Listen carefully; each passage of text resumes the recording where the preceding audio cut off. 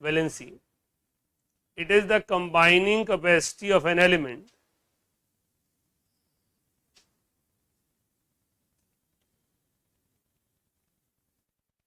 it is the combining capacity of an element.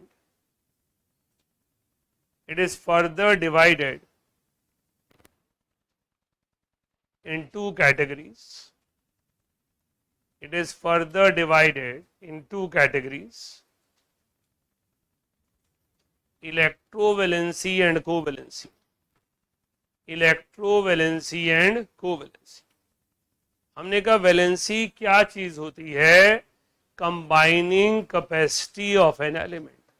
How element will combine, वो कितने electrons के जरिए combine कर सकता है. एलिमेंट दो ही तरह के बॉन्ड बनाता है, आयनिक बॉन्ड और covalent bond.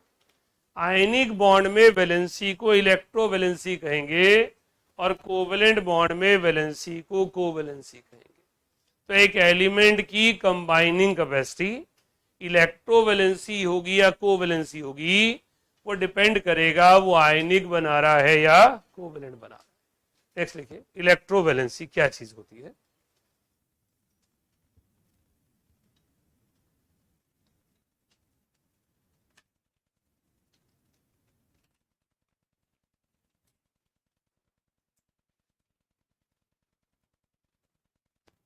It is the charge present on the atom. It is the charge present on the atom of any element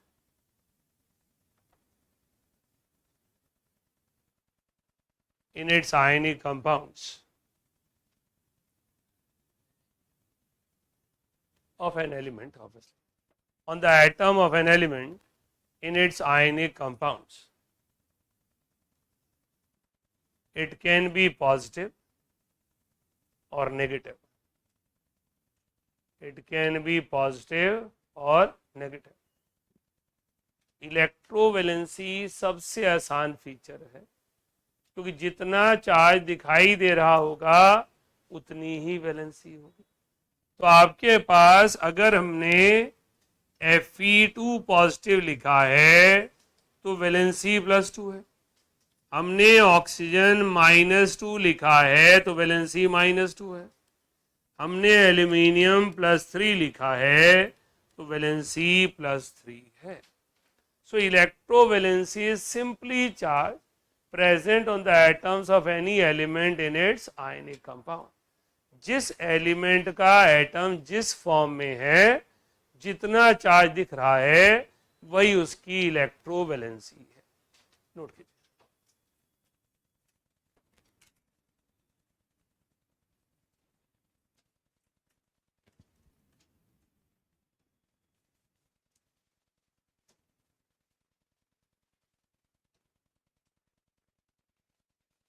छोटे बच्चों की तरह स्टार देता था, परफॉर्मेंस थे, जब मैडम दे दी. चले आगे.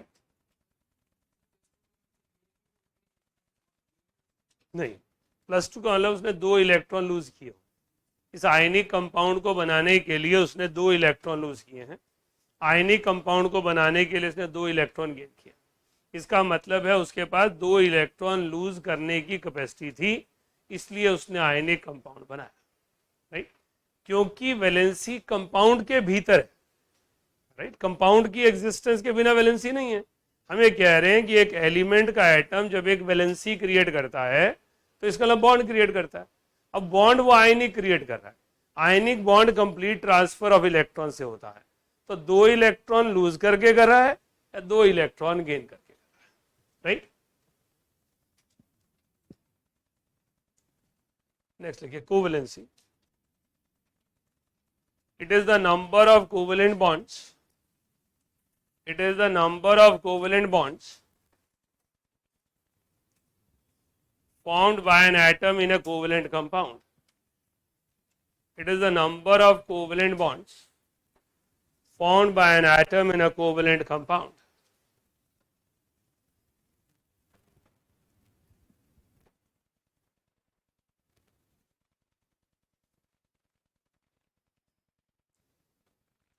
तो कोवेलेंसी होती है कितने कोवेलेंट बॉन्ड एक एटम एक कोवेलेंट कंपाउंड में बना रहा है। कोवेलेंसी में number of bonds, it means it can not be positive और negative, it is simply a number. Obviously जब कोई नंबर होता है तो पॉजिटिव ही होता है, वो नेगेटिव तो ले ही नहीं रहे। हम तो रहे कितने बॉन्ड बने हैं। सो पॉजिटिव और नेगेटिव चार्ज इलेक्ट्रोवैलेंसी में लिखते हैं, कोवैलेंसी में नहीं लिखते हैं। तो हमने कंपाउंड लिया अमोनिया NH3, हमने कहा इस NH3 मॉलिक्यूल में वैलेंसी ऑफ नाइट्रोजन कितनी होगी? वैलेंसी ऑफ नाइट्रोजन इज 3, क्योंकि उसने 3 कोवेलेंट बॉन्ड बना रखे हैं।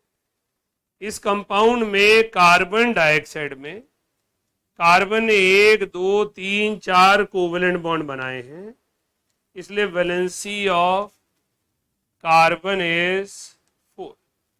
अगर इसी कंपाउंड में वैलेंसी ऑफ ऑक्सीजन पूछ ली जाए तो 2, right. Valency of carbon is 4, valency of oxygen is 2।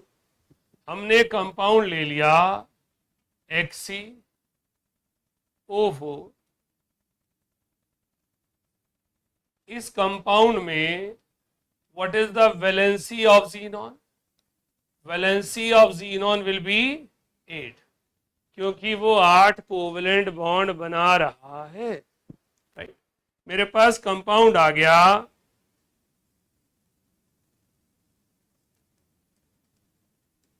SO2Cl2। अब इस कंपाउंड में हमसे क्वेश्चन तीनों एलिमेंट्स पे पूछा जा सकता है, सल्फर, ऑक्सीजन और क्लोरीन। सल्फर कितने बॉन्ड बना रहा है? 6। ऑक्सीजन कितने बॉन्ड बना रहा है? 2। क्लोरीन कितने बॉन्ड बना रहा है? 1। So valency of an atom is how many bonds an atom is forming in a compound. कुछ बच्चे यहां पर 4 कर देते हैं, 2 ऑक्सीजन ने 4 बॉन्ड बनाए तो 1 ऑक्सीजन है तो 2 ही बनाए ना। So valency of oxygen is 2, right. Valency of chlorine is 1, valency of xenon is 8। Likewise we select valency. Note कीजिए।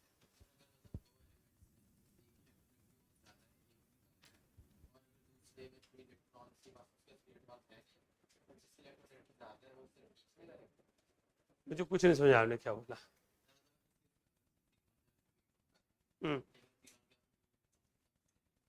अच्छा, बॉन्डिंग कैपेसिटी की वजह से सोच रहे हो आप, वो छोड़ो, अगले चैप्टर से वहां अपना कंसेप्ट गड़बड़ कर जाओ। अगले चैप्टर में क्या है, कोवेलेंट बॉन्ड की ना बहुत वैरायटी है। कोवेलेंट बॉन्ड को समझने के लिए हमारे पास VBT, VSEPR, hybridisation, resonance, MOT, ये 5 बड़े कंसेप्ट हैं और पांचों एक एक लेक्चर के कंसेप्ट है, राइट। तो कोवेलेंट कंपाउंड को हम तभी समझ पाएंगे जब उन सबको एक एक सीक्वेंस में करेंगे, है ना। आप यहाँ ये मत सोचे कि ये क्यों हो रहा है ना। आप ये समझे ऐसे बना है तो उसको इंटरप्रेट कैसे करना है। हाँ जी बेटा, एक ही तो बॉन्ड बनाया, एक क्लोरीन ने एक ही बॉन्ड बनाया, तो वैलेंसी ऑफ क्लोरीन, हाँ जी, हाइड्रोजन की वैलेंसी 1, क्लोरीन की वैलेंसी चेंज हो सकती है। पूरे पीरियोडिक टेबल में सिर्फ 3 जगह है जहां वैलेंसी कांस्टेंट है, एक alkali metals, 2 alkaline earth metal, तीसरा फ्लोरीन। बाकी सब घूमते फिरते रहते हैं, राइट। कभी कोई कभी कोई कभी कोई, और उसमें कहीं ना कहीं एक कंक्लूजन वही है जो आप बोल रहे थे, मोर इलेक्ट्रोनेगेटिव खींच के ले जाता है, ऐसा कुछ हो जाता है, वैसा कुछ हो जाता है।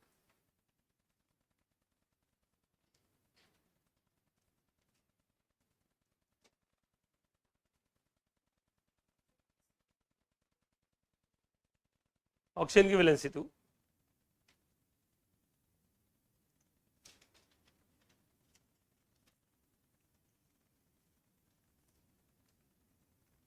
हाँ जी हो गया।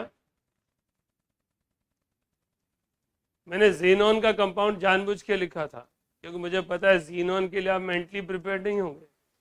ज़ीनॉन भी कोई कंपाउंड बना, राइट। और बॉन्डिंग चैप्टर में कम से कम 10 कंपाउंड पढ़ने हमने इसके, राइट। तो ये कंपाउंड्स बनाता है, इसीलिए मैंने लास्ट क्लास में कहा था फ्लोरीन पे ध्यान रखें। फ्लोरीन ऑक्सीजन किसी भी एलिमेंट से अपनी मर्जी करवाते हैं, उस एलिमेंट की मर्जी नहीं चलती। जब फ्लोरीन और ऑक्सीजन कंबाइन करते हैं वो एलिमेंट को अपनी मर्जी से चलाते हैं। हाँ जी बोलिए। किसके समय मिला तो जरूर करा दूंगा। मेरा टारगेट है कि हिस्ट्री ऑफ पीरियोडिक टेबल से पहले तक के सभी आर्टिकल खत्म कर दूं। संडे को मैंने टेस्ट लेना है, हिस्ट्री पे ज़्यादा क्वेश्चन नहीं डालूंगा पर बाकी पे तो डालूंगा ही, है ना। तो बाकी सारी चीज़ें तो ज़रूरी है। हमारे पास साइनिक एसिड पर क्वेश्चन आ गया, this is called cyanic acid HCN। यहां पर वैलेंसी पूछी जा रही है, valency of hydrogen, valency of carbon, valency of nitrogen. Tejas valency बताएं। Right right, hydrogen is 1, carbon is 4, nitrogen is 3। Note करें। अरे फैन चलाने की भी जल्दी थी, बंद करने की भी जल्दी है, उसे चला रहने दो, मैं बंद करूंगा ना, क्योंकि कल दोबारा कोई वहां स्टूडेंट बैठेगा परेशान रहेगा, मैं यहां से बंद करूंगा ना।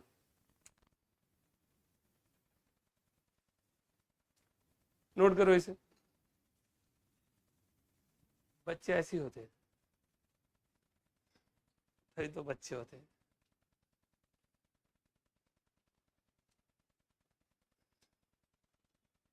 So covalency depends upon number of covalent bonds. Number of covalent bond कोई एलिमेंट कितने बना सकता है वो हम नहीं पढ़ रहे हैं अभी, है ना। वैलेंसी तभी पढ़ पाएंगे, समझ पाएंगे कितनी होती है, वेरिएबल क्यों होती है, चेंज किस वजह से हो जाती है, जब हम कोवेलेंट बॉन्ड की थ्योरी पढ़ेंगे। अभी हमें कुछ पता नहीं पाए, अभी तो हम सिर्फ कोवेलेंसी लिख रहे हैं क्या होती है। लिखा, valency is not regarded as, valency is not regarded as true periodic function.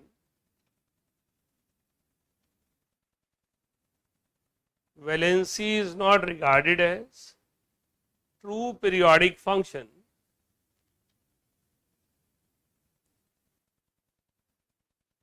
as it does not possess any regular order.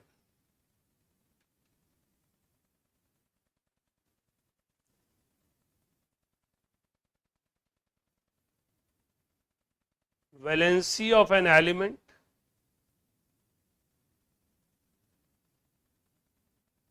may vary. Valency of an element may vary due to reaction conditions,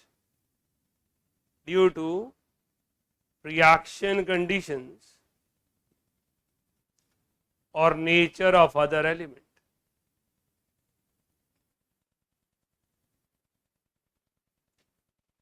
और even ये last phrase आपके लिए आ गया जो आपने भी कहा, nature of other element, है ना। सो वैलेंसी एक एलिमेंट की दो तरीके से वेरी करती है। एक आपने रिएक्शन कंडीशंस क्या दी है, किन कंडीशंस में रिएक्शन परफॉर्म हो रहा है, दूसरी तरफ जिस एलिमेंट से वो जुड़ रहा है उस एलिमेंट की नेचर क्या है, तो उसकी नेचर लार्जली इन्फ्लुएंस करती है। एक एटम की कंबाइनिंग कैपेसिटी उसकी अपनी कॉन्फ़िगरेशन पे तो डिपेंड करती ही है, लेकिन इन एडिशन सराउंडिंग फीचर्स पर भी डिपेंड करती है। हाउ एटम्स कंबाइन, किस तरह से एटम चलते हैं उसके हिसाब से दूसरा एलिमेंट क्या है, किस तरह से रिएक्ट करेगा, इसका मीनिंग क्या है वो यहां समझते हैं। Maximum valency with respect to hydrogen and oxygen, maximum valency with respect to hydrogen and oxygen in second period is same.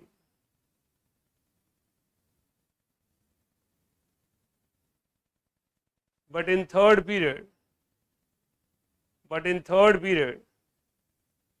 they have different order.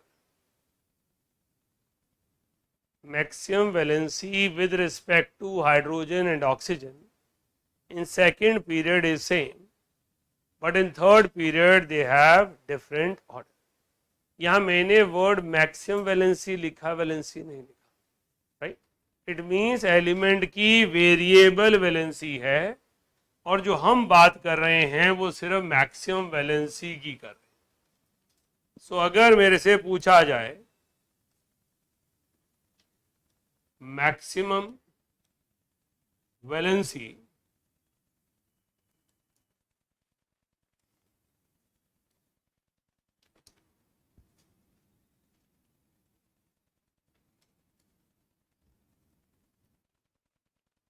किसमें स्टडी हो रही है? सेकेंड पीरियड में स्टडी हो. Second period of periodic table means lithium, beryllium, boron, carbon, nitrogen, oxygen, fluorine.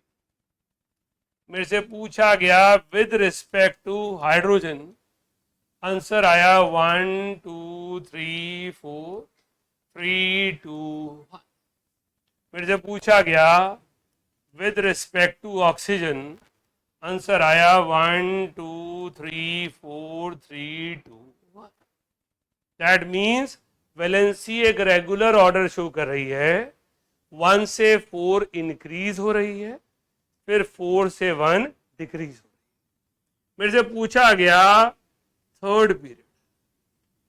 जब मुझे third period बोला गया तो थर्ड पीरियड का मतलब हो गया sodium, magnesium, aluminium, silicon, phosphorus, sulphur, chlorine. Again topic वही है, with respect to hydrogen again वही बिहेवियर है, 1 2 4 4 2 1. मेरे से पूछा गया with respect to oxygen, behaviour change हो गया, राइट. 1 2 7 रेगुलरली इंक्रीज हो गया. सो मेरे पास मैक्सिमम वैलेंसी सेकेंड पीरियड में सेम ऑर्डर शो कर रही है, हाइड्रोजन के साथ भी और ऑक्सीजन के साथ भी. अगर मैं इसे क्राइटेरिया बनाता हूं तो हाइड्रोजन के केस में मुझे हर पीरियड में सेम ऑर्डर मिलता है, लेकिन ऑक्सीजन के केस में चेंज हो जाता है. तो ऑक्सीजन के केस में मैक्सिमम वैलेंसी लगातार बढ़ती जा रही है, 1 से 7 हो रही है. इसलिए वैलेंसी को पीरियोडिक फंक्शन कंसीडर नहीं किया जाता.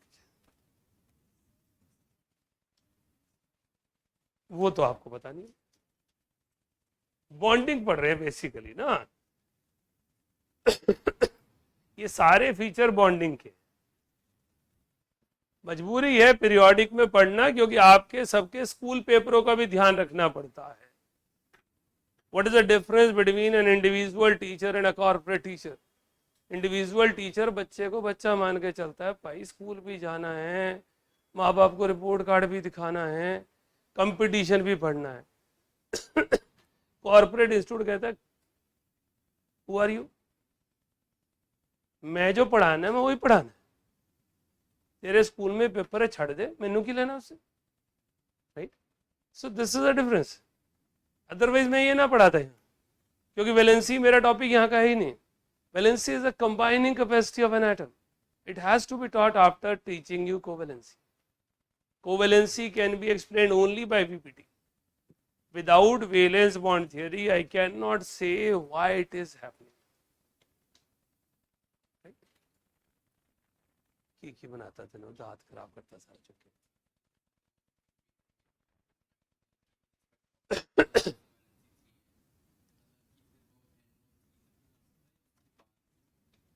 बना देता, कुछ है कहानी से, कुछ सिमिलैरिटी बनाने के लिए बना दिया मैंने ऐसा क्वेश्चन पूछ लिया जिसके कारण मुझे ऐसा जवाब देना पड़ा, क्योंकि N2O5 भी तो पढ़ाऊंगा, ठीक है ना।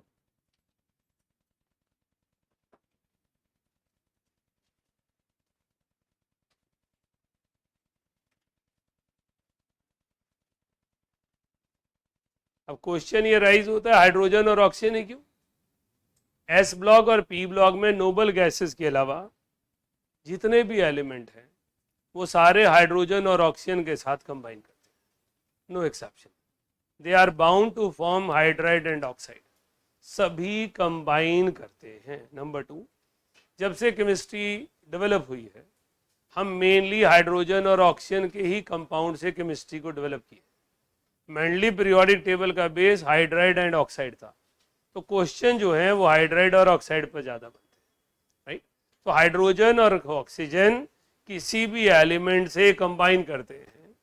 Hydrogen one of the weakest electronegative है और oxygen one of the most electronegative है। इसकी वजह से वेरिएशन आती है। वेरिएशन की वजह इनकी इलेक्ट्रोनेगेटिविटीज हैं जो रेगुलर पैटर्न फॉलो नहीं करने देती।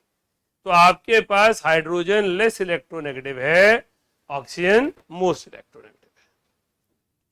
नेक्स्ट लिखिए, likewise in group 3, likewise in group 3 valency is 1 and 13 sorry, likewise in group 13 valency is 1 and 3, group 14 it is 2 and 4, group 15 it is 3 and 5.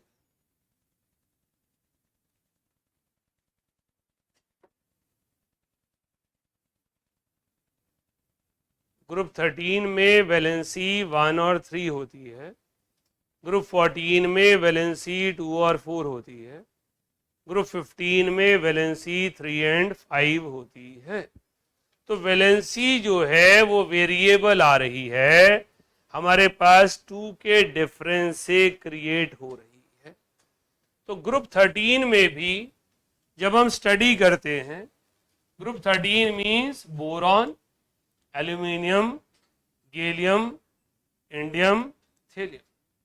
Boron और एल्यूमिनियम मैक्सिमम वैलेंसी 3 ही show करते हैं, commonly 3 ही show करते हैं।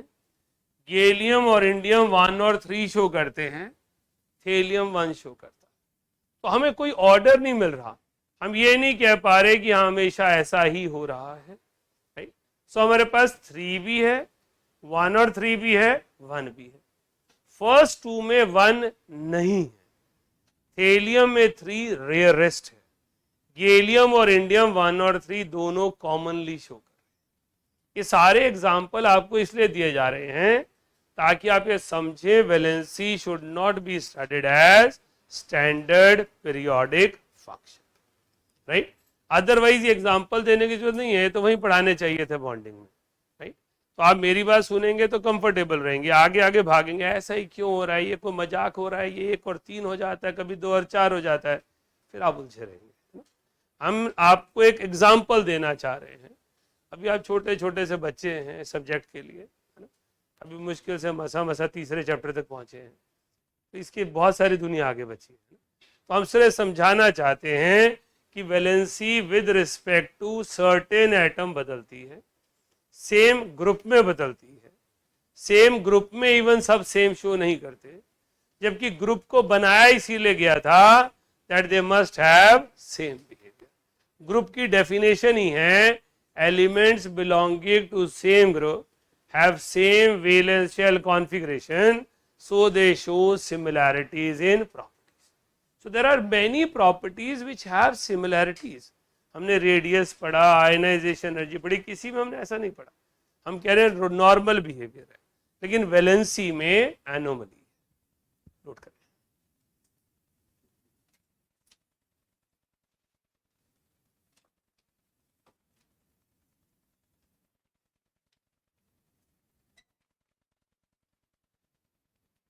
क्या पूछना है तुम्हारा? Group 13, boron, aluminium, gallium, indium and thallium, it is group 13। Periodic property chapter इसीलिए पढ़ाया जा रहा है कि कुछ ग्रुप याद हो जाए, है ना, कुछ चीजें तैयार हो जाए। लास्ट क्लास में लिखे भी थे शायद ग्रुप हमने, है ना, कि ये तो आपने 5 ग्रुप पक्के ही याद करने, 5 नहीं 7 ग्रुप, 5 पी ब्लॉक के और 2 अल्कली मेटल के, लिखा था सहज, लिखिए आगे। In case of P block,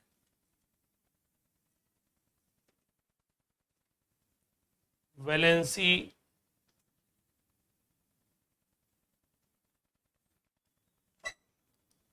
differ by unit of 2.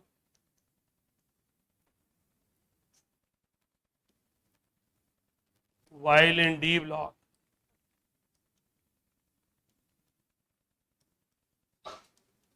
it differ by 1.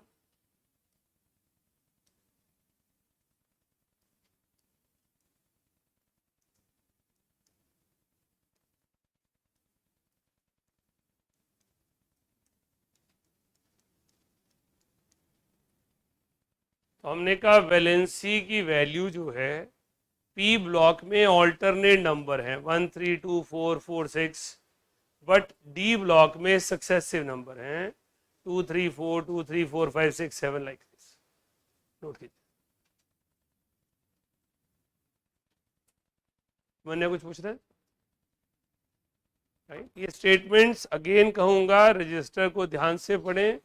ये सारी स्टेटमेंट आपकी अवेकनिंग के लिए लिखवाई जा रही हैं।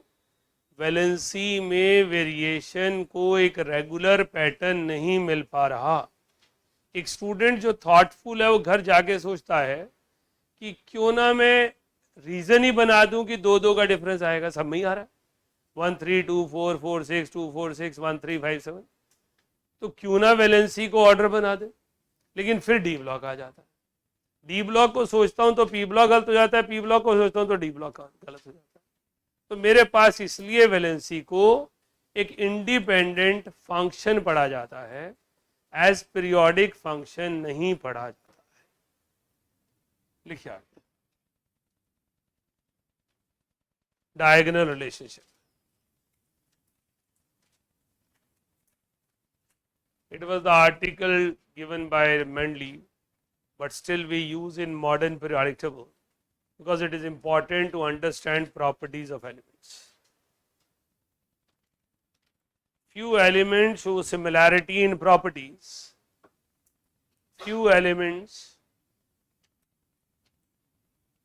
show similarity in properties.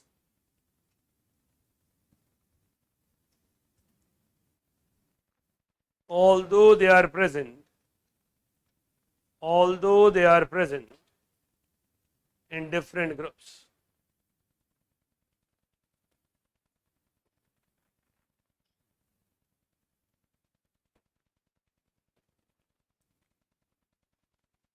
These elements are present diagonally in periodic table.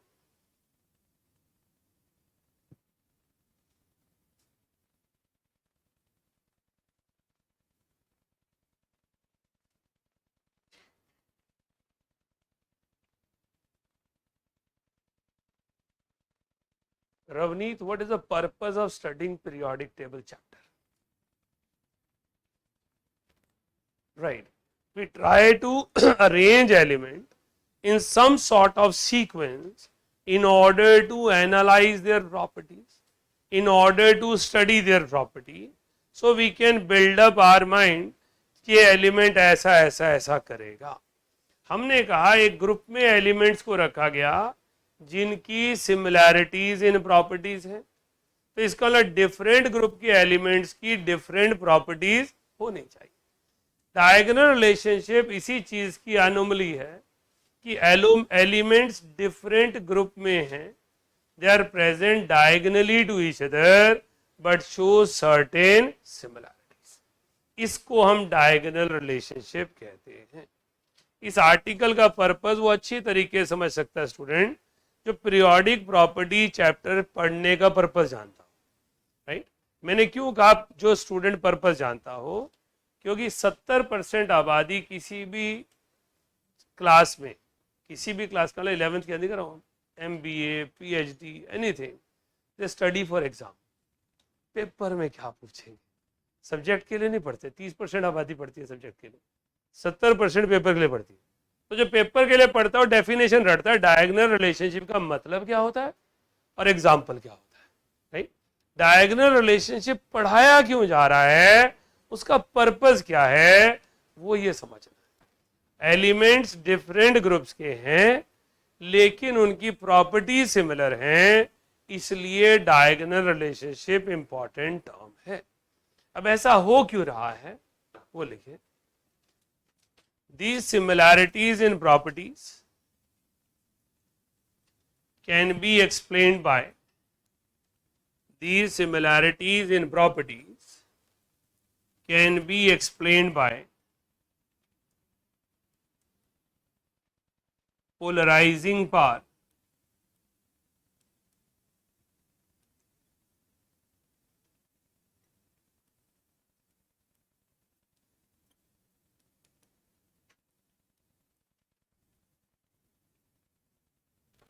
polarizing power of cation is its ability to distort charge cloud of anion. दोनों फोन के वाइब्रेटर ऑन कर रहे हैं ताकि फोन आए तो पता चलता है. हमने कहा प्रॉपर्टीज में सिमिलैरिटी क्यों होती है, क्योंकि उनकी सेम पोलराइजिंग पावर है. Polarising power generally cationic species की स्टडी की जाती है. ये एबिलिटी होती है एनायन के चार्ज क्लाउड को टेढ़ा मेढ़ा कर देने की. उसकी वजह से उनकी प्रॉपर्टीज में डिफरेंस आता है. Mathematically polarising power is charge upon square of radius. Polarising power is charge upon square of radius. Polarising power again bonding का पार्ट है, क्योंकि कैटायन एनायन पढ़ने के बाद कोवेलेंट करेक्टर में एक मदद करेगा जब हम इसको स्टडी करें. हमने कहा डायगोनल रिलेशनशिप है, वो इंपॉर्टेंट है कि आपको समझना है. डायगोनल रिलेशनशिप क्या चीज है? Similarity in properties for those elements which are not the part of same group but they are diagonally present to each other. Why they show similarities? Because the ratio of charge to the square of radius is same. इसकी वजह से क्या होता है, उसके पास एक नई property आ जाती है डिस्टॉर्ट करने की. तो हमारे पास ग्रुप 1A में लिथियम है. ये A और B मेंडलीव से आए हैं, ये बाद में समझेंगे. अभी हम पीरियोडिक टेबल की पोजीशन समझ रहे हैं.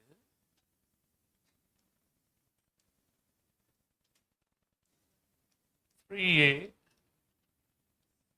Boron, aluminium, 4A, carbon, silicon.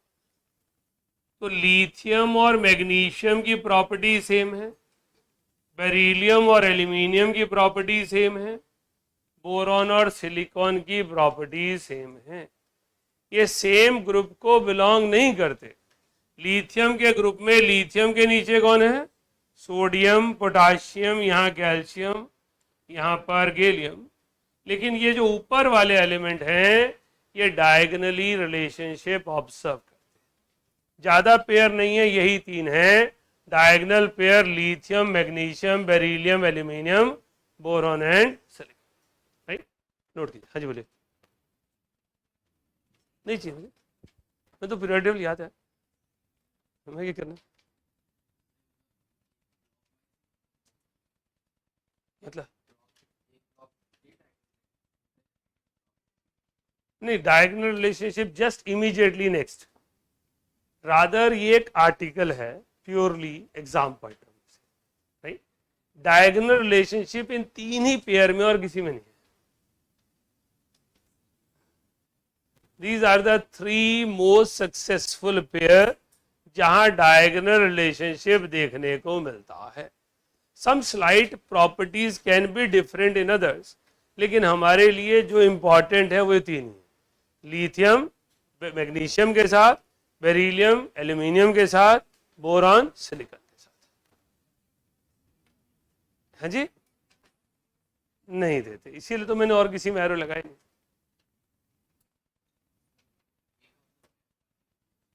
मैंने कहा मेंडलीव की क्लासिफिकेशन है ना। मेंडलीव का टाइम ना बड़ा अलग सा टाइम था पूरे सोशल वर्ल्ड में ना, सोसाइटी में। आपको पता है, कभी आपने पढ़ा हो education system when it was late 19th century, something like that, sections A और बी बनाए जाते थे, ज़्यादा नहीं बनते थे। आजकल तो जी एच आई जे कुछ ही बना दो। आजकल तो सेक्शन किस बेस पे बनाए जाते हैं, कितने बच्चे एक सेक्शन में रखने हैं, राइट। पहले किस बेस से बनाए जाते थे, लायक बच्चे ए में, नालायक बच्चे बी में, right. Section A and B का मतलब होता था इंटेलिजेंट लायक बच्चे ए में, और जिन पे एक्स्ट्रा मेहनत करने की जरूरत है या जो कंफर्टेबली समझते नहीं टीचर की बात, या वो लेबर ज्यादा मांगते हैं, वो बी, राइट। तो मेंडली भी उसी सोच का था। जो रिएक्टिव मेटल थे, इंपॉर्टेंट थे, day to day life effect करते थे, वो ए में, और जिन्हें नलायक थे, जिनका कोई काम नहीं है, वो बी में, राइट।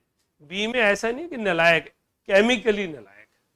बी में कौन है, गोल्ड, प्लैटिनम, कॉपर है, वो चमकते हुए, पैसे अच्छे होना दे, लेकिन रिएक्ट नहीं करते किसी नाल, अपनी दुनिया में मस्त है। तो बी में उसने वो डाले जिनकी प्रॉपर्टीज पढ़ने का फायदा नहीं। पर यहां नहीं लिख पाऊंगा ना, मेंडलीव के आर्टिकल में लिख, मजबूरी यह है कि अलग अलग सीक्वेंस है ना, और आप लोग उलझ जाओगे, नोट्स खराब हो जाएंगे। तो डायगोनल रिलेशनशिप क्यों पढ़ते हैं? हमने लिथियम कार्बोनेट को हीट किया और हमने सोडियम कार्बोनेट को हीट किया। सोडियम कार्बोनेट को हीट किया, उसने कहा मुझे फर्क नहीं पड़ता, जो मर्जी करो। Lithium carbonate decomposes into lithium oxide and carbon dioxide because it has diagonal relationship with magnesium carbonate. Magnesium carbonate, like other carbonates, decomposes to give magnesium oxide and carbon dioxide. This is called diagonal. अपने group वालों से अलग चलना। अपने group वाले कहते हैं हमें हीट रेजिस्टेंस की नेचर है, हम हीट करने पर डीकंपोज नहीं होते हैं, लेकिन लिथियम डीकंपोज होता है। तो हम ये डायगोनल रिलेशनशिप पढ़ते क्यों हैं? हमें कोई प्रॉपर्टी मैग्नीशियम की पता है और लिथियम की नहीं पता है, लगा दो सेम ही होगी, क्योंकि डायगोनल रिलेशनशिप, राइट। कोई प्रॉपर्टी लिथियम की पता है, मैग्नीशियम की नहीं पता है, जस्ट वैलेंसी मैनेज करो, लगा दो, सेम ही हो। The most successful pair is lithium magnesium. एक सिंगल प्रॉपर्टी भी एक्सेप्शन नहीं है अगर आयनिक फॉर्म में है। एटॉमिक फॉर्म में हो सकती है डिफरेंट, क्योंकि पोलराइजिंग पावर क्या है, charge upon square of radius. Charge कब होगा, एटम पर होगा, आयन पे होगा? एटम पर होगा चार्ज या आयन पर होगा? आयन पर होगा। इसलिए आयनिक प्रॉपर्टीज दोनों की एग्जैक्टली आइडेंटिकल हैं, एक सिंगल भी एक्सेप्शन नहीं मिलेगी। तो जो लिथियम के सॉल्ट्स करते होंगे, मैग्नीशियम के सॉल्ट्स वही करेंगे। नोट कर, हाँ, लेकिन बिहेवियर सेम है ना। थर्मल ट्रीटमेंट, एसिडिक बेसिक, किससे कंबाइन करना है, कैसे कंबाइन करना है।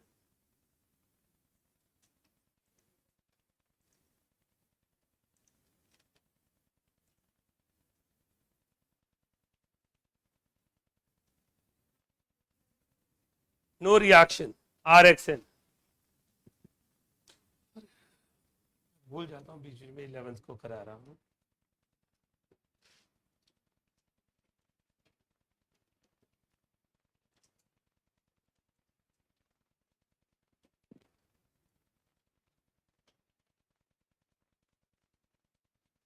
आज हो गया। सो डायगोनल रिलेशनशिप आपके लिए स्कूल एग्जाम में 2 मार्क का क्वेश्चन है। State and explain diagonal relationship. Statement में वही लिखना है, elements present diagonally to each other in the periodic table show similarities to each other. This diagonal relationship appear due to same polarizing power.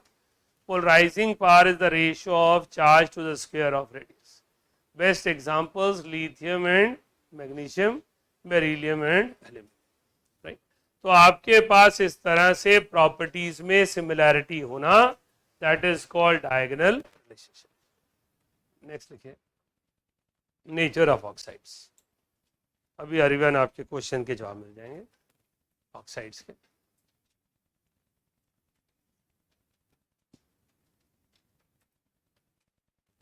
Most of the elements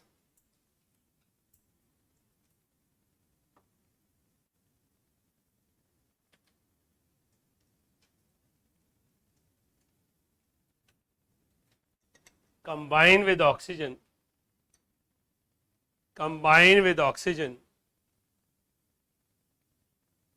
to form oxides.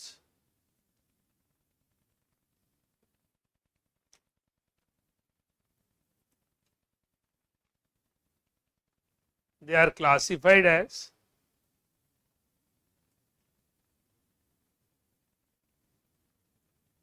acidic, basic or neutral. They are classified as acidic, basic or neutral depending upon their reaction with water.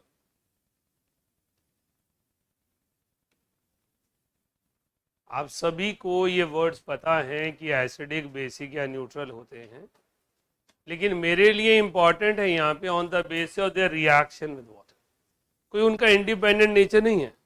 वो water में जाकर क्या करेंगे, वो उनको acidic, basic और neutral बनाता है। हमारे पास ऑक्साइड्स की 3 स्टैंडर्ड फीचर है, या तो वो एसिडिक होंगे, या बेसिक होंगे, या न्यूट्रल। नेक्स्ट देखिए, non metallic oxides are acidic as they give acids on reaction with water.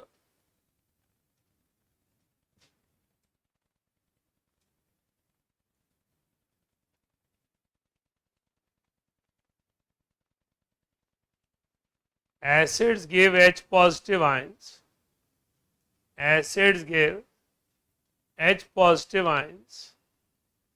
In aqueous solution.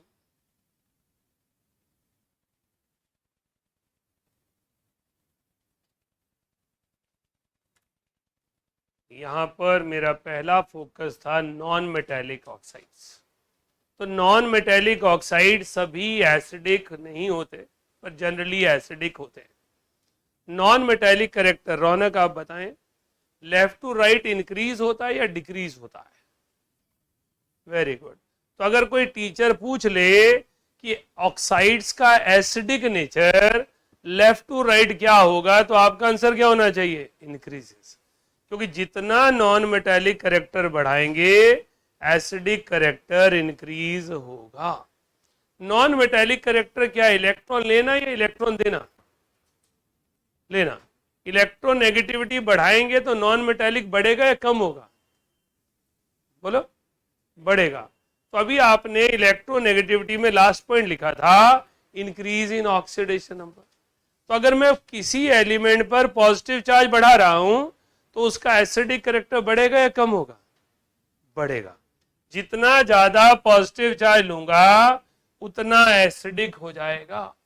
तो अगर मेरे से पूछा जाए एसिडिक करेक्टर ऑफ ऑक्साइड, तो आपके पास N2O3 is less than N2O4 is less than N2. तो मेरे पास जो ये स्टेटमेंट मैंने लिखी है नॉन मेटेलिक ऑक्साइड, उससे रिलेटेड 3 क्वेश्चन बनते हैं। एक, एसिडिक ऑक्साइड कौन बनाता है? आंसर है non metals. Number 2, left to right या top to bottom acidic nature of oxide बढ़ती है या कम होती है? तो आंसर है लेफ्ट टू राइट बढ़ती है, टॉप टू बॉटम कम होती है। रीजन पूछ लें, change in non metallic. Question number 3, एक ही नॉन मेटल 3 तरह के ऑक्साइड बना रहा है, तो उसका एसिडिक करेक्टर कहां ज्यादा होगा? जितना पॉजिटिव चार्ज बढ़ा दोगे, जितना पॉजिटिव चार्ज बढ़ाओगे उतना नॉन मेटेलिक करेक्टर बढ़ेगा, उतना एसिडिक करेक्टर बढ़ेगा। तो ये मैंने लिखी एक ही लाइन है, लेकिन इससे 3 क्वेश्चन है, राइट। तीसरा, चौथा आर्टिकल क्या है? What are acids? Acids are those which provide H positive ion in aqueous solution। aqueous word important है, पानी में जो H positive रिलीज करे उसी को एसिड कह रहे हैं। तो N2O5 वाटर के साथ रिएक्ट करके HNO3 बनाता है, SO3 H2SO4 बनाता है, CO2 H2CO3 बनाता है। So N2O5 on reaction with water give nitric acid which provide free H positive. SO3 on reaction with water give H2SO4 which provide free H positive. Note कीजिए।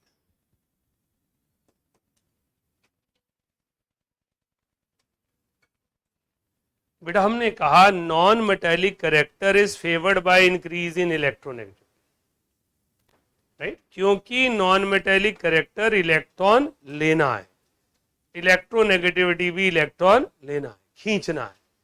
More electronegative atom always withdraw electron strong, right, clear है? तो आपने जब ये article पढ़ना है तो इस ढंग से पढ़ना है। अब हम इसको पढ़ ही क्यों रहे हैं उसको भी समझने की कोशिश करते हैं। काव्य आप बताएं, HNO3 और NaOH का रिएक्शन होगा तो क्या बनेगा? What will happen when NaOH react with HNO3?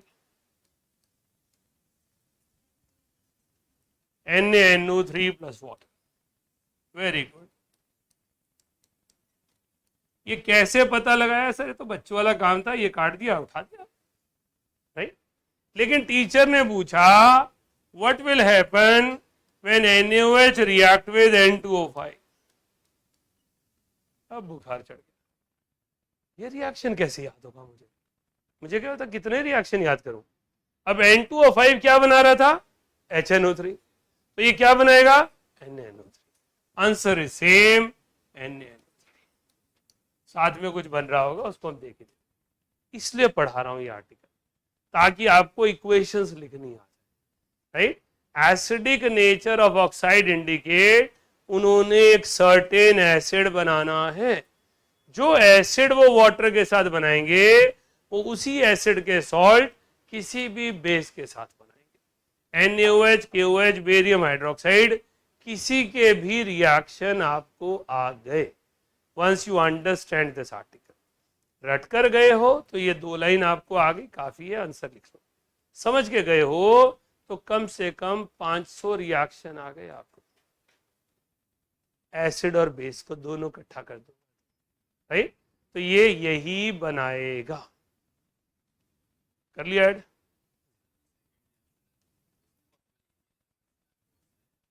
हाँ, NaOH को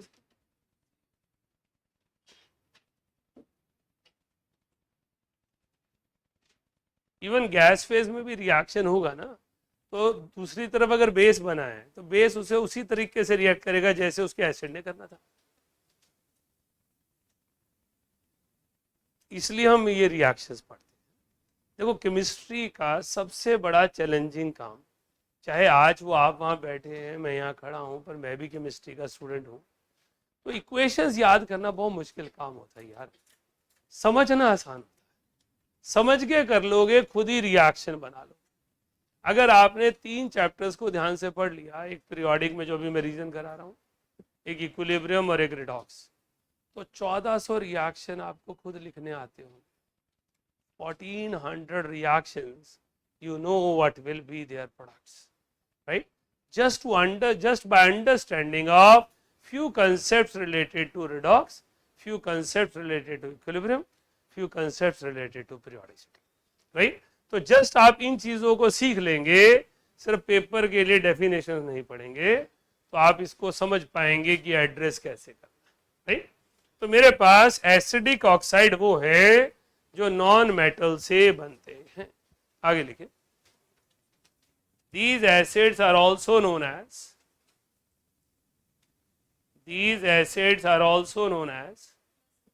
कुछ नहीं बनाया था मैंने, छोड़ा था, ऑक्सी एसिड्स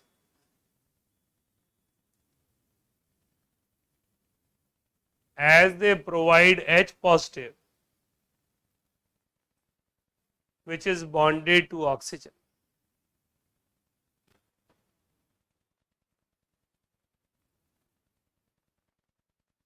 हम आर्टिकल कौन सा पढ़ रहे हैं, एसिड या ऑक्साइड्स? बताओ, ऑक्साइड्स। एसिड हमारी प्रेफरेंस नहीं है, ऑक्साइड्स प्रेफरेंस है। हमने कहा जो ऑक्साइड एसिडिक होते हैं, वाटर के साथ वो एक एसिड बनाते हैं, उस एसिड का दूसरा नाम ऑक्सी एसिड भी है। तो जो उस ऑक्साइड से एसिड बना है उसे ऑक्सी एसिड भी कहा जाता है। क्यों कहा जाता है? वो वही H पॉजिटिव फॉर्म में रिलीज कर सकता है जो हाइड्रोजन ऑक्सीजन से जुड़े हैं।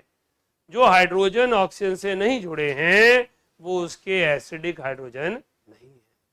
तो जब हम स्ट्रक्चर सीखते हैं तो हमारे पास पहला एसिड आपने लिखा नाइट्रिक एसिड।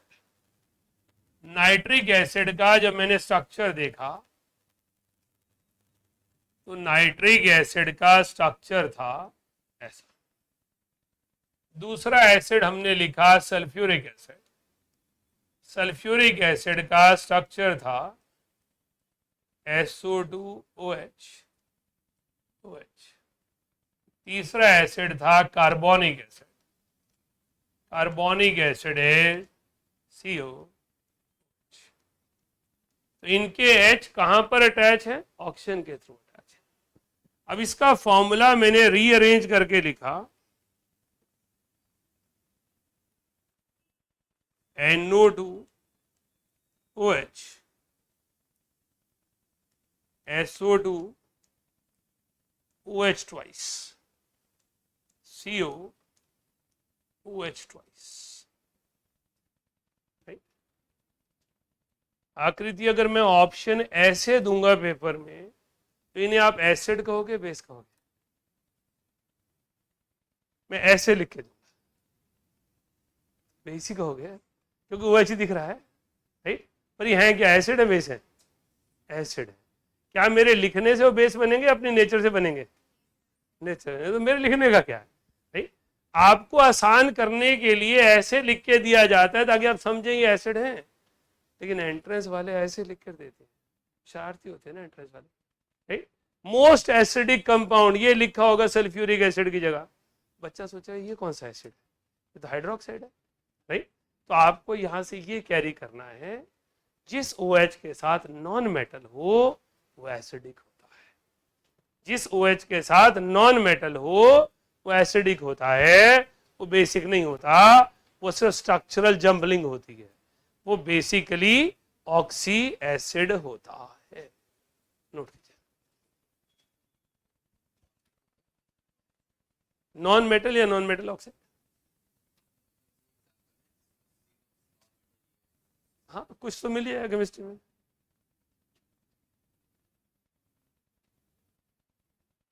बड़ी है केमिस्ट्री, कुछ तो ढूंढ ही लेंगे कहीं से। HOCl, इसको रीअरेंज करो, ClOH, hypochlorous acid, OH is directly attached to propane, acid non metal है,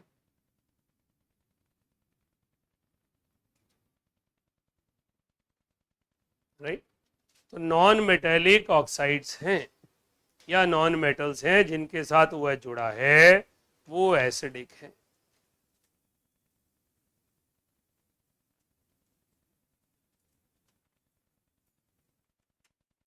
रिद्धि, मेरे लिखने में और आपके लिखने में एक स्ट्रक्चर में एक गलती है, बताओ कौन से में?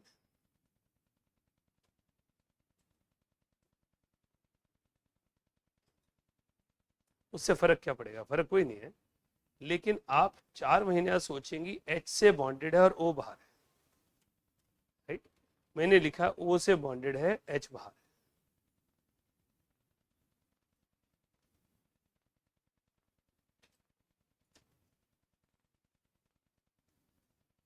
हाँ जी, क्लियर हो गया? तो हमने कहा हमारे पास एसिड की फॉर्म में लिख कर दिया जाता है ताकि हम आसानी से उसे क्लासिफाई कर सके, लेकिन हम उसे रीअरेंज करके ऐसे भी लिख सकते हैं। अब आपके पास उस एनोमली की बात करूं जिसके कारण मैंने वहां लिखवाया only those hydrogen are acidic which are directly bonded to oxygen. जो डायरेक्टली बॉन्डेड टू ऑक्सीजन नहीं है वो एसिडिक नहीं। मेरे पास ये है H3PO2, फास्फोरस अपनी वैलेंसी 5 पूरी करता है, ऑक्सीजन कम हो तो हाइड्रोजन को कहते तो साथ सीधा ही आ जा, और अगर ऑक्सीजन हो तो कहता ऑक्सीजन के साथ जुड़कर आ। Only those hydrogen are acidic which are bonded through oxygen, right? इन तीनों में कितने हाइड्रोजन दिखाई दे रहे हैं आपको? 3। तीनों में क्या दिखाई दे रहा है? 3 H देंगे, लेकिन ये कितने H देगा? सिर्फ 1 H देगा। ये कितने H देगा? ये सिर्फ 2 H देगा। सिर्फ ये कंपाउंड है जो तीनों H दे सकता है, राइट? तो H3PO2 जब रिएक्शन देगा, सॉल्ट्स बनाएगा, ये तीनों H डोनेट नहीं कर सकता क्योंकि इसके तीनों H एसिडिक है ही नहीं। तो हम इसका फॉर्मूला लिखते हैं H2POOH। एक और रह गया शब्द, H2POOH। इसका फॉर्मूला लिखेंगे तो क्या लिखेंगे? HPOOH twice. इसका फॉर्मूला लिखेंगे POOH twice, right? In order to understand what is its ionisable H। इस फॉर्मूले से में आसान हो गया, इसके पास एक आयनाइजेबल H है, इसके पास 2 आयनाइजेबल H है, इसके तीनों आयनाइजेबल H हैं, राइट? तो ये कंपाउंड तीनों H नहीं डोनेट कर सकता, एक ही H डोनेट कर सकता है। नोट कीजिए, मतलब यही तो पढ़ाया मैंने, लिखवाया, यही कंसेप्ट है। ये oxy acids are those which donate H positive which is bonded to OH। Concept है। ये कंपाउंड ये वाले H डोनेट ही नहीं कर सकते, इनके पास कुछ ऐसी प्रॉपर्टी होती है कि ये H आयनाइजेबल नहीं होते, राइट? इसीलिए लास्ट में एग्जांपल लिखवाया ताकि आप समझ पाए। एक्सेप्शनल बिहेवियर है। अब जितनी कॉम्पिटिटिव बुक पढ़ेंगे उनमें ऐसे अबंडेंस में क्वेश्चन मिलेंगे कि यहाँ पर H3PO2 और H3PO3 में आयनाइजेबल H का डिफरेंस क्या है? H3PO2, H3PO3, H3PO4 तीनों सेम दिखाई देते हैं, लेकिन NaOH के साथ तीनों सेम रिएक्ट नहीं करते। H3PO2 1 मोल NaOH लेता है, H3PO3 2 मोल NaOH लेता है, H3PO4 3 मोल NaOH लेता है, जबकि तीनों के पास 3-3 H दिखाई दे रहे हैं। ऐसा क्यों है?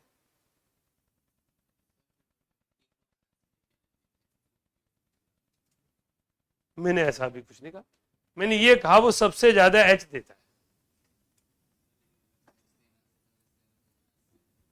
बिल्कुल ऐसा नहीं है।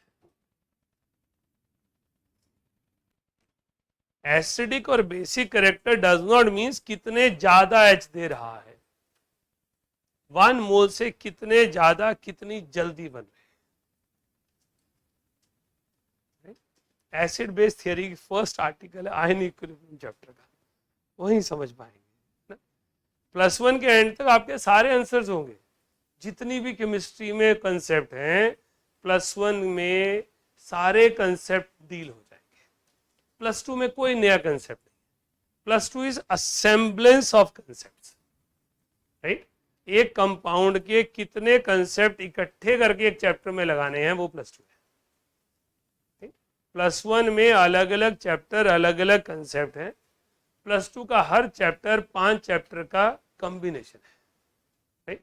इसलिए जिसकी +1 स्ट्रांग होती है +2 फियरलेसली निकल जाती है। +2 का इसलिए सिलेबस भी जल्दी खत्म होता है, सिलेबस ज्यादा है +2 का, +1 का कम है। +1 में हमने नई नई चीजें सीखनी है, सो इट टुक टाइम।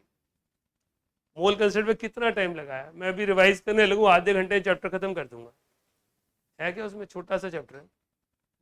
और जब पहली बार पढ़ रहे हैं इट टुक टाइम, लेक्चर से देखें नोटबुक से देखें लगता है पूरी तो एक ही नोटबुक ले गया वो। कंसेप्ट वाइज थोड़ा सा 5 तो कंसेप्ट है छोटे छोटे से। मैंने कोई नहीं कमेंट किया, ये तो उसकी सोच थी, मैंने नहीं कहा। मैंने यहां पर नहीं कहा ये मोर एसिडिक है ये लेस एसिडिक है, मैंने कहा ये एक H पॉजिटिव डोनेट करता है, एक 2 H पॉजिटिव डोनेट करता है, एक 3 H पॉजिटिव डोनेट करता है, राइट। एक व्यक्ति 100 रुपए का दान करता है, दूसरा व्यक्ति 200 रुपए का दान करता है, तीसरा 400 रुपए का देता है। लेकिन 100 रुपए वाला पता भी नहीं चलता उसने दान दे दिया, और 400 वाला 4 जगह फोटो लगाता है। 400 वाला ज्यादा अच्छा दानी, 100 वाला ज्यादा अच्छा दानी, 100 वाला ना, राइट। तो बोले 400 रुपए दिए, देने के लिए 4 दिन तो मिन्नतें करवाई, उसके कहा चल दे देता हूं पर फोटो तो खींच। 100 रुपये वाले को पता चला उसे चाहिए तो जाके खुद ही दे आया, मांगना भी नहीं पड़ा। बहुत सारी चीजें ना, एसिडिक करेक्टर जो है या बेसिक करेक्टर ये नहीं है कि वो कितने ज्यादा एच दे सकता है, राइट, कितनी आसानी से दे सकता है, राइट। इसलिए उसके लिए अभी चैप्टर ठीक नहीं। मैं कोई ऐसी स्टेटमेंट नहीं देना चाहता हूं जो आप बोले सर उस चैप्टर में पढ़ी थी उसके हिसाब से तो ऐसे थी, दिल रख के थोड़ा ना पढ़ाना है, सब्जेक्ट रख के पढ़ाना, राइट। तो इसलिए ऐसा क्वेश्चन मत पूछो जो मैं अवॉइड कर रहा हूं। देखिए, metallic oxides are basic, metallic oxides are basic as they give bases on reaction with water, as they give bases on reaction with water.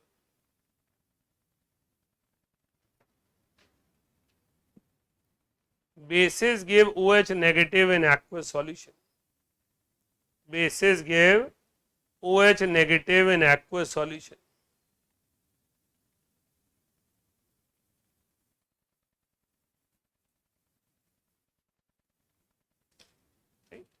तो बेसिक करेक्टर का मतलब है OH नेगेटिव देना। जितने मेटालिक ऑक्साइड्स हैं वो बेसिक इन नेचर हैं, तो basic character is favoured by metallic character. जैसे हमने भी कहा acidic character on moving left to right increases, on moving top to bottom decreases, metallic character में रिवर्स हो जाएगा। Basic character of oxide decreases left to right and increases top to bottom. तो मेरे पास basic character उसी हिसाब से चलना है। तो मेरे पास NaOH का रिएक्शन आ गया, Na2O on reaction with water give rise to NaOH. CaO on reaction with water give rise to CaOH. मेरी लिखने की मर्जी है, मैंने लिख दिया HNaO, मैंने लिख दिया H2Ca, राइट। तो आपके पास सेंटर में मेटल है तो बेसिक है, सेंटर में नॉन मेटल है तो एसिडिक है। लिखकर कैसे भी दिया हो, चाहे H पहले लिखा हो चाहे OH बाद में लिखा हो, नोट कीजिए।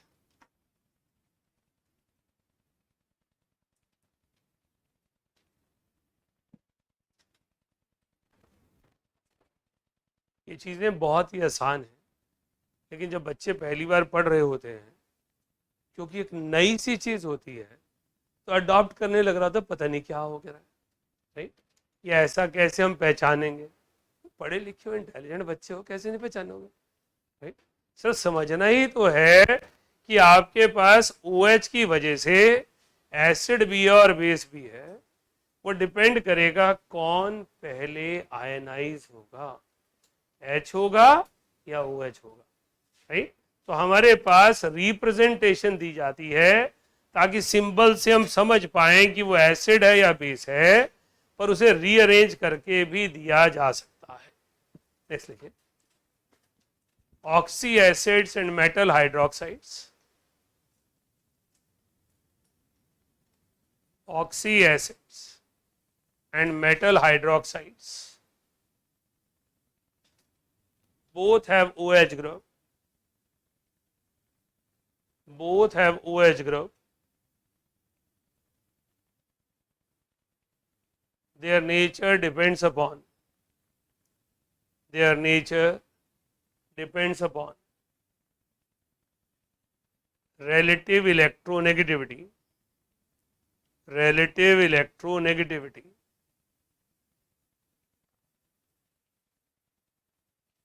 and ionization enthalpies.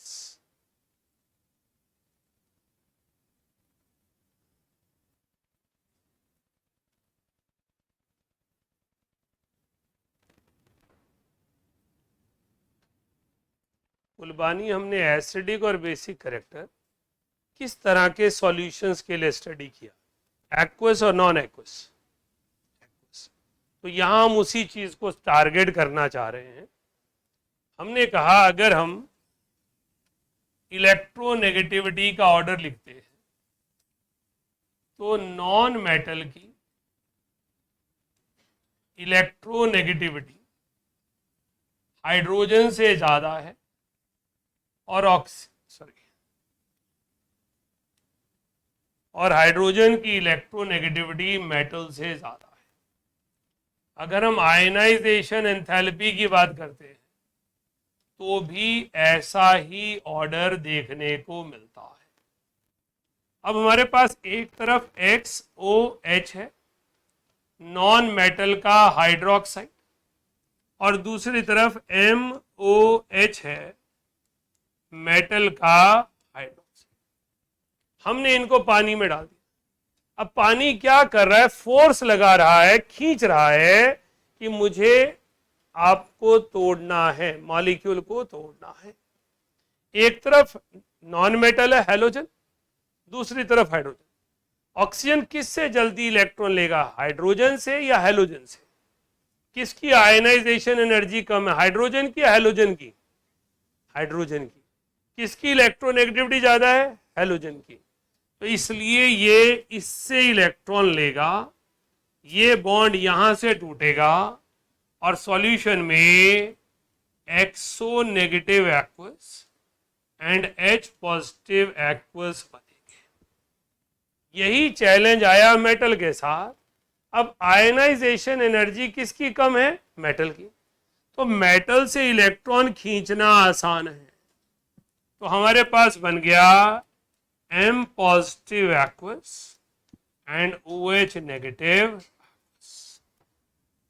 ये आर्टिकल, राइट? तो ऐसा क्यों हो रहा था? वो वजह थी इलेक्ट्रोनेगेटिविटी एंड आयनाइजेशन। कौन जल्दी आयनाइज होगा, कौन लेट आयनाइज होगा, नोट करें।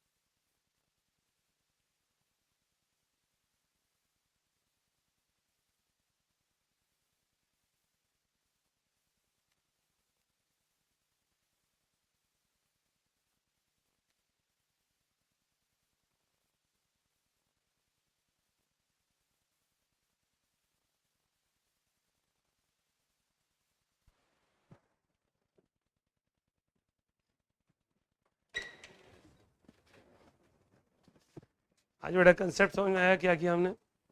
हमने कहा ऑक्सीजन बीच में है, एक तरफ नॉन मेटल है, एक तरफ हाइड्रोजन है, बाहर से वाटर फोर्स लगा रहा है, आजा आजा आजा इधर आजा। ऐसे ही जैसे कई बार बचपन में दोस्ती में हम आज भी कर लेते होंगे, मैं पार्टी करने जाना तू मेरे साथ, दूसरा कहता मैं क्लास जाना मेरे साथ था। वो बेचारा एक बच्चा बीच में है, वो किसके आ जाए, पार्टी करने जाए, दोनों पड़े फोर्स लगा रहे हैं। जो कंप्रोमाइज कर लेगा वो उसके साथ चला जाएगा, दूसरे के साथ। करेक्ट? तो जब नॉन मेटल और हाइड्रोजन पर फोर्स लग रही है तो हाइड्रोजन कह रहा है नॉन मेटल तो इलेक्ट्रॉन देगा नहीं, ले मैं ही कंप्रोमाइज कर लेता हूं, तू जा, right, I will be release as H positive.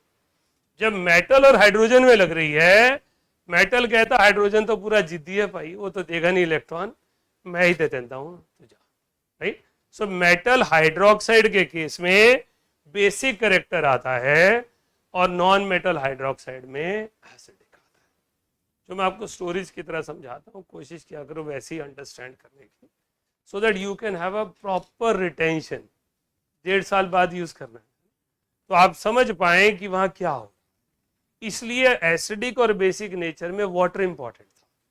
ये अपने आप H नहीं दे रहा था, ये अपने आप OH नहीं दे रहा था, ये वाटर मांग रहा, राइट।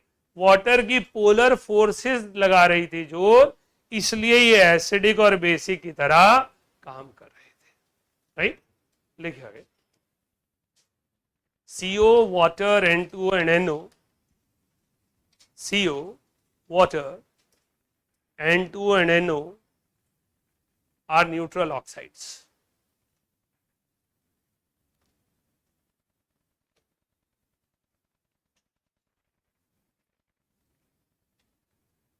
ये चारों आपने याद करने हैं, कई जगह लिखने हैं या हाईलाइट करके रखें।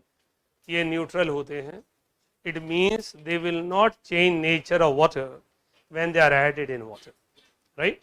तो CO water N2 and NO are neutral oxides. Next, some oxides give salts with acids as well as bases. Some oxides give salts with acids as well as bases.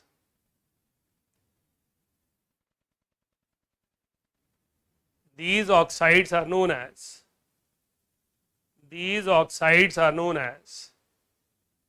amphoteric oxides. Amphoteric oxides.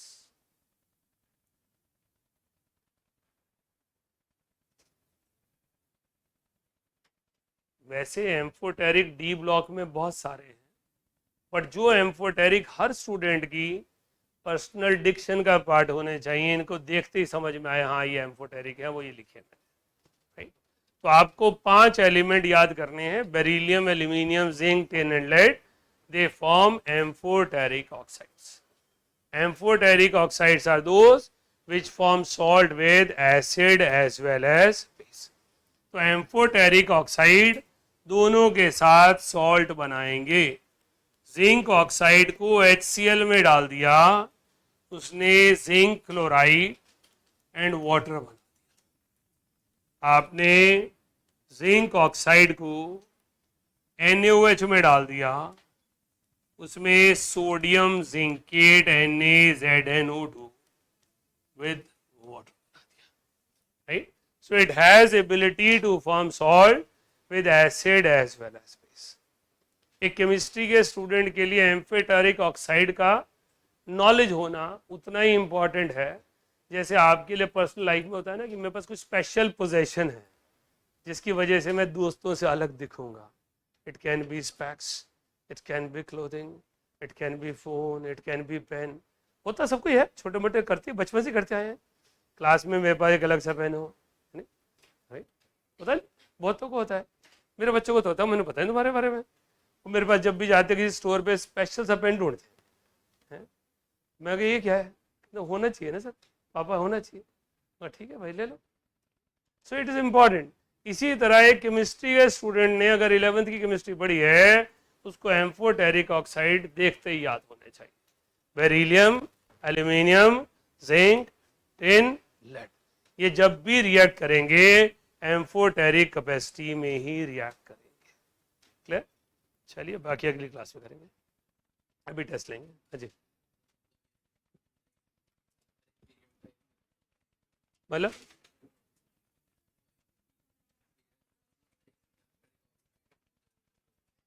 नहीं, amphoteric oxide metallic ही होते हैं, ये बात पक्की है। Non metal या तो acidic होते हैं या न्यूट्रल होते हैं। मेटेलिक, एसिडिक, बेसिक और एम्फोटेरिक तीनों होते हैं। कुछ मेटेलिक एसिडिक भी होते हैं।